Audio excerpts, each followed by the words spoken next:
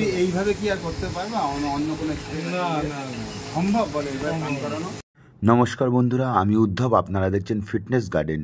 অনেকেই আমাকে প্রশ্ন করেছেন যে অনলাইনে স্প্রে মেশিন কিনেছি কিন্তু তার সেট আপ করতে পারছি না। তো অনলাইনে হোক বা কোনো দোকান থেকে যখন আপনি সিল প্যাক একটা স্প্রে মেশিন আনবেন, তারপরে কিভাবে সেটিং করবেন সেটাই আজকের ভিডিওতে আমরা দেখাচ্ছি। তো যারা যারা এই সেটিং করতে পারছেন না বা করতে চাইছেন তারা কিন্তু ভিডিওটা স্কিপ না করে মন দিয়ে দেখবেন।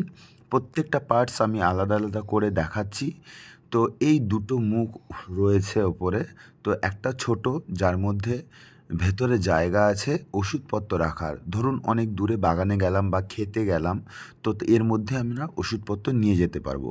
আরেকটা হচ্ছে মেন, যেখান থেকে আমরা জল, ইনসেকটিসাইড, ফাঙ্গিসাইড স্প্রে করব, তার জন্য এই ফিল্টারটা রয়েছে একটা। প্রথমেই দেখালাম এই একটা পার্টস ফিল্টার, এটা সাইড স্ক্রিনেও আপনারা দেখতে পারবেন এই জিনিসগুলো। তারপরে এই একটা রয়েছে পাইপ, এই পাইপটার মাধ্যমেই আমরা কিন্তু এই জল এখান থেকে গিয়ে সামনে দিয়ে স্প্রে হবে। তো এই পাইপটাকে কি বলছে? এই পাইপটাকে মেশিনের ভাষায় বলা হচ্ছে লেন্স। তো যাই হোক, কখনো কপার লেন্স দেওয়া হচ্ছে, কখনো স্টিল লেন্স দেওয়া হচ্ছে। আমাদের এটা স্টেনলেস স্টিলের একটা লেন্স।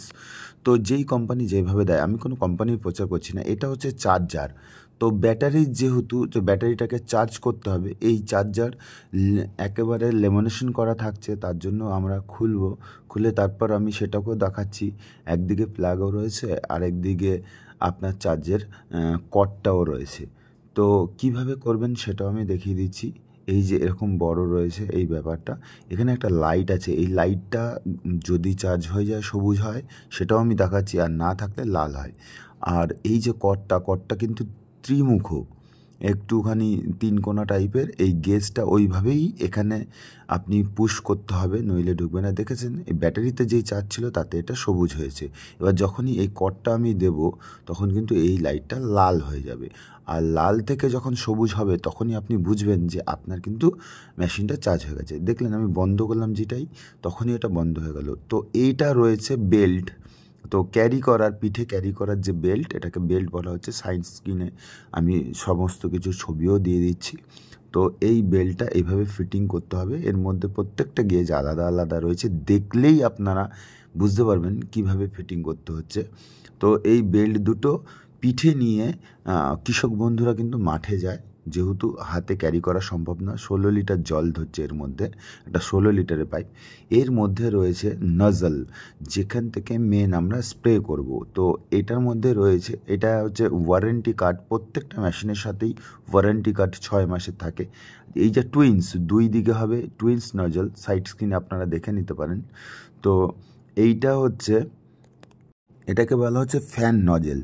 তো এই নজেলের মাথাটা ঘুরতে ঘুরতে ফ্যানের মতো চারিদিকে ছড়িয়ে যাবে। এবার যেটা দেখাচ্ছি, এটা হচ্ছে হোল নজেল। এটা খুব স্পিডে 3 তলা ছাদে পর্যন্ত উঠে যাবে মাটি থেকে, এতটা দূরত্ব। এটা দিয়ে গাড়ি টাড়িও আপনারা ভালোভাবে পরিষ্কার করতে পারবেন। তো এই নজেলগুলোকে আমি এই সাইড ড্রপটার মধ্যে রেখে দিলাম। মেন হচ্ছে ফ্লাওয়ার নজেল, এই যে আমার হাতে যেটা, এটাই হচ্ছে আমরা ছাদ বাগানিরা আমরা গাছের মধ্যে স্প্রে করি। আর রয়েছে ছোট্ট একটা ক্যাপ। এই ক্যাপটা হচ্ছে, এখানে যে রেগুলেটরটা রয়েছে, প্রেশার বাড়ানো কমানো যায়, সেটার মধ্যে এটা ওপর থেকে হালকা করে পুশ করলেই এটা সেট হয়ে যাচ্ছে যে এইভাবে। তাহলে কি হয়, তো যদি কখনো আমাদের হাত স্লিপ করে, তার জন্য এইটা দেয়। এটাও ওর ভিতরেই ছিল। আর সাইডে রয়েছে অন অফ সুইচ। তো এটা রেগুলেটর বাড়ানো যাচ্ছে প্রেশার। ছোট গাছে স্প্রে করবেন তো প্রেশারটা আপনারা কমিয়ে করবেন, আর বড় গাছে করলে একটু প্রেশারটা বাড়িয়ে করবেন। তো তার জন্য এই প্রেশার বাড়ানো কমানোর রেগুলেটর রয়েছে এটা। আর পাশে রয়েছে সুইচ অন অফ, আর এই পাশে চার্জার প্লাগ পয়েন্ট আর কি। তো এই তিনটে জিনিস একদিকে রয়েছে। আর এরপরেও দেখাচ্ছি আমি কি করে সেটিং করছি। তো আরেকটা জিনিস দেখায়, সুইচ অন করলে কিন্তু এই যে লাইটটা জ্বলছে, যখন একটা লাল একটা সবুজ জ্বলছে, তার মানে কি অর্ধেক চার্জ আছে। আর যখন ফুল চার্জ থাকবে, দুটো সবুজ জ্বলবে। তো চার্জ এইভাবে কিন্তু আমরা বুঝতে পারি। আর এই ছোট্ট একটা গেজ আছে, যেই গেজটা খুব গুরুত্বপূর্ণ গেজ। কারণ আমরা যখন পাইপটাকে ফিটিং করব, সেটা রাখবো কোথায়, তার জন্য দেখবেন এখানে পুরো সেটআপের একটা ক্যাপ আছে ত্রিকোণমুখী। এর মধ্যে পুশ করলেই এটা সেট হয়ে যাচ্ছে। এবার এই পাইপটাকে আমরা এখানে সেট করে রাখতে পারবো। আমি সেটিং করার পরে সেটাও আপনাদের দেখিয়ে দেবো। দেখলেন কি সুন্দর, এবার ক্যারি করতে পারবো। নইলে পাইপটা আমরা রাখবো কোথায়?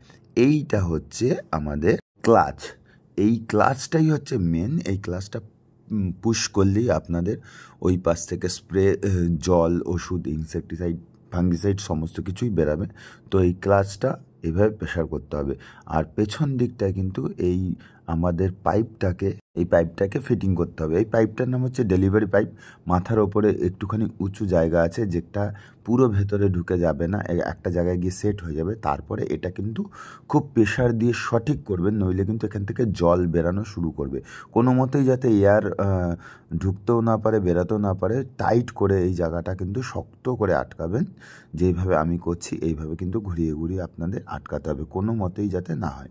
এবার আমি কি করছি, এটাকে খুলে নিলাম। খুলে নিয়ে, কারণ নতুন যখন আপনারা সিল প্যাক আনবেন, এটা অনেকেই ভুল করেছেন, আমাকে প্রশ্নও করেছেন যে আমরা সব সেটিং করলাম, জল কি কেন বেরালো না। এই একটা জিনিস দেখাচ্ছি। এইটা হচ্ছে যখন আমরা বেল্টগুলো সেটিং করব, এই পিঠে লাগিয়ে নেব এই জায়গাটায়, তাহলে কি হয়, আমাদের পিঠের মধ্যে কিন্তু ওটা ঠেকবে না, আমরা হাঁটা চলা করতে পারবো পিঠে নিয়েই। তো আমি একটু জল দিয়ে দেখিয়ে নিচ্ছি। যেটা আমি বলছিলাম, অনেকেই সেটিং করার পরে কিছুতেই জল বের করতে পারছেন না, মুখ দিয়ে, স্পেয়ারের মুখ থেকে কোনো মতেই কিন্তু জল বেরাচ্ছে না। তার জন্য একটা ছোট্ট কাজ করতে হবে। প্রথম যখন এটা ফার্স্ট সিল খুলবেন, তারপরে এটা জল দিয়ে ওদিকে সুইচ অন করে মুখ দিয়ে একটু টানতে হবে। এই যে জল বেরালো, এই যে রেডি হলো। এবার আমি বন্ধ করলাম, এটা দিয়ে ইয়ারটা বেরিয়ে গেল, নইলে কিন্তু কোনো মতেই বেরাবে না, অনেকেই হতাশ হয়ে যাবেন। তো এইটা কিন্তু মাথায় রাখবেন, মুখ দিয়ে টেনে ইয়ারটাকে বের করে দিতে হবে, তারপর জল আসলে তারপরে কিন্তু ঠিক হবে। তো এইবার আমি আমাদের এই পাইপটা আমি সেটিং করছি। যেই পাইপটাকে বলা হয় বেন্ড লেন্স, মানে লেন্সটাকে আমি ফিটিং করছি, এটাকে লেন্স বলা হয়। তো এটাকেও কিন্তু এই দুটো জায়গা আমাদের এই ক্লাচের ওপরে যেটা রয়েছে আর ক্লাচের নিচে যে জায়গাটা রয়েছে, এই দুটো জায়গায় সমস্ত কিছু কিন্তু টাইট করবে। কোনো জায়গা থেকেই যাতে এয়ার না ঢুকতে পারে, না বেরাতে পারে, এরকমভাবে যত টাইট করতে পারবেন তত ভালো হবে। তো চেষ্টা করবেন সব সময় যে একবার সেটিং করার পরে তারপর আর বেশি খোলা করবেন না, খুলবেন না আর কি। মানে বারবার একটা খোলা একটা বের করা, এরকম করতে করতে কিন্তু সেখান থেকে এয়ার ঢুকে যায়, তারপর কিন্তু আর নতুন করে সেটিং হয় না। তো আমরা কি করলাম, আমরা এইভাবে দিয়ে দিলাম। এইবার আপনাদের আমি দেখাচ্ছি কি করে স্প্রে করতে হয়। আমাদের অলমোস্ট সম্পূর্ণ হয়ে গেছে সব কিছু।